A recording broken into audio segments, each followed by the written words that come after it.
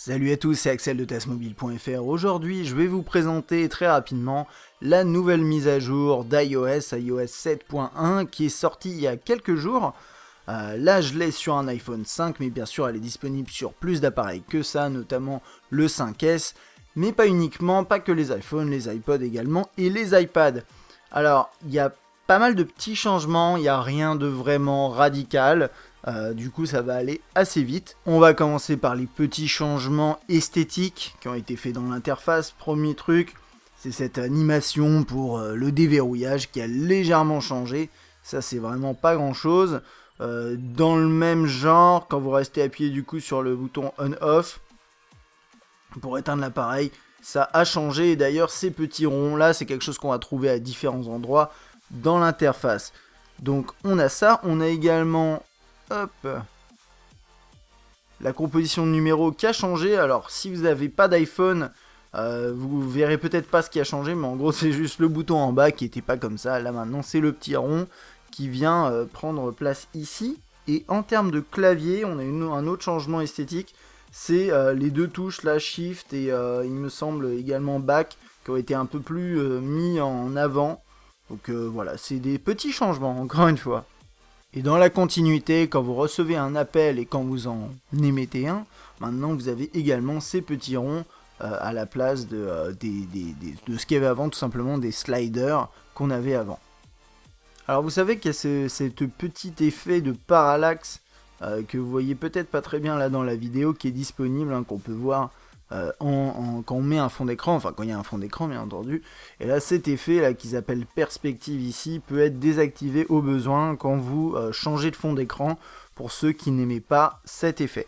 On a également, bonne nouvelle, enfin l'arrivée d'un mode moi dans le calendrier qui n'était pas disponible avant, et personnellement ça me dérangeait. Et donc maintenant vous pouvez revenir en arrière, etc. Vous pouvez rentrer dans une journée, revenir d'un cran au-dessus, mais également avoir cette vue là qui permet tout simplement de basculer d'un jour à l'autre et de voir les événements en bas. C'est quelque chose qui me paraît basique et qui a été hélas enlevé avec iOS 7. Alors avec iOS 7.1, on a également, là j'ai le changelog sous les yeux, hein, comme ça je vous le montre parce que je vais pas pouvoir vous le montrer en action, mais on a un support qui a été repensé, enfin un support de CarPlay, donc c'est un support pour la voiture. Donc là on le voit, l'expérience iOS repensée pour la voiture. Vous connectez votre iPhone à un véhicule compatible CarPlay, prise en charge de tout ce qui est téléphone, musique, plan, etc. etc. et contrôle avec Siri. Alors ça c'est pas quelque chose que je vais pouvoir vous montrer. Par ailleurs je sais même pas quels sont les véhicules qui sont compatibles. Je pense qu'il y a des modules qu'on peut acheter pour rendre son véhicule compatible, ou des autoradios particuliers. Je vous invite à vous renseigner si vous avez un iPhone et que vous l'avez passé sous la 7.1. Côté Siri, on a deux modifications. Alors la première, ça va être au niveau de la voix.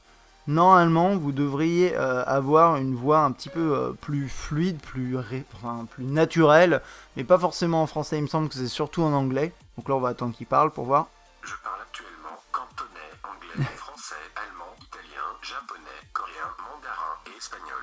Si vous souhaitez changer la langue que je parle et que je comprends, il vous suffit d'aller dans les réglages Siri. Bon, il me semble que c'est pas spécialement mieux en français, mais en tout cas, il y a certaines langues où c'est mieux. Il y a une nouveauté également quand vous restez. En fait, vous pouvez maintenant contrôler le moment où vous donnez votre commande en restant appuyé sur le bouton. Pardon. Donc, si par exemple vous dites quelle heure est-il au Pérou, vous relâchez le bouton. Voici l'heure à Lima, Pérou. Il est voilà. 13h38. Mais de base, de toute façon, la détection de fin de phrase était bien faite. Donc c'est pas forcément nécessaire, mais si vous êtes dans un environnement bruyant, pourquoi pas. Voilà, ce genre de truc, vous restez appuyé sur le bouton et ça va détecter, vous lâchez le bouton, ça va arrêter de détecter la voix. Dans le menu d'accessibilité, alors ça intéressera pas forcément tout le monde, mais c'est vrai qu'Apple fait souvent de gros efforts là-dessus et propose de nombreuses fonctionnalités. Alors là, avec cette 7.1, on a quelques petits trucs en plus, notamment le système de mise en gras de certains textes qui est étendu à d'autres applications. On a la possibilité d'avoir les formes des boutons, voilà, vous voyez ici par exemple, pour pouvoir voir un petit peu mieux où sont les boutons si vous avez quelques difficultés à identifier ça. Vous pouvez augmenter les contrastes, réduire les animations, ça on l'avait déjà, mais maintenant c'est étendu pareil à d'autres applications. Je crois que c'est à peu près tout là-dessus. On a également le contrôle de sélection. Il y a quelques nouveaux trucs. Alors là, je suis pas vraiment sûr, je les ai un peu utilisés. C'est vraiment très spécial.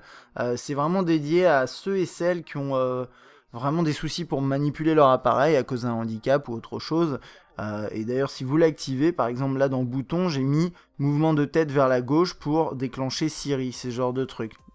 Et donc là, il va détecter mon visage, et si je bouge la tête vers la gauche, si par exemple j'ai pas de main, ou je ne sais pas. Donc là, voilà, j'ai activé Siri en bougeant derrière, je pense qu'il m'a détecté. C'est ce genre de truc, ça peut être utile hein, si vous avez des besoins particuliers. Donc ça, c'est pas mal du tout. Sur l'iPhone 5 que j'ai entre les mains, il n'y a pas de changement côté photo. Par contre, sur le 5S, donc que je n'ai pas entre les mains, le mode HDR, on peut le définir aussi en automatique. C'est-à-dire que il va se mettre automatiquement en marche en fonction de la scène. C'est un petit peu étrange de ne pas le trouver sur les autres appareils. J'arrive pas à détecter, à comprendre ce qui manque sur celui-ci par exemple pour pouvoir activer ça. Mais bon voilà, sachez que si vous avez un 5S, vous aurez cette fonctionnalité. Et puis pour terminer, là je vais pas pouvoir vous les montrer sur l'appareil, hein, mais vous avez de nouvelles fonctionnalités liées à la radio iTunes. Vous avez nouvelles émissions, ce genre de choses. Côté iCloud, vous avez plus de synchronisation au niveau, plus de pays pour synchroniser votre trousseau. Vous avez quelques bugs qui ont été résolus, notamment un apparemment qui faisait que vous pouviez être bloqué sur l'écran de déverrouillage. Bon, je ne l'ai pas rencontré, mais ça peut arriver. On a Touch ID sur le 5S qui marche apparemment mieux, et globalement les performances apparemment ont été améliorées. C'est à peu près tout ce que je vois là sur cette mise à jour 7.1. Si vous avez en tête d'autres éléments, vous avez l'appareil, vous ne l'avez pas, mais vous avez détecté d'autres éléments qui ont changé, n'hésitez pas à laisser un petit commentaire sur YouTube ou sur Test Mobile pour préciser ces éléments en plus. C'est une mise à jour qui est intéressante, qui n'est pas majeure, mais qui est néanmoins intéressante avec quelques petits tweaks. Et on a hâte de voir vers où va se diriger iOS pour les prochaines annonces de l'année. Et si vous avez des questions, n'hésitez pas, des remarques pareilles, n'hésitez pas à vous abonner et à mettre un like comme d'habitude. Et moi je vous dis à bientôt.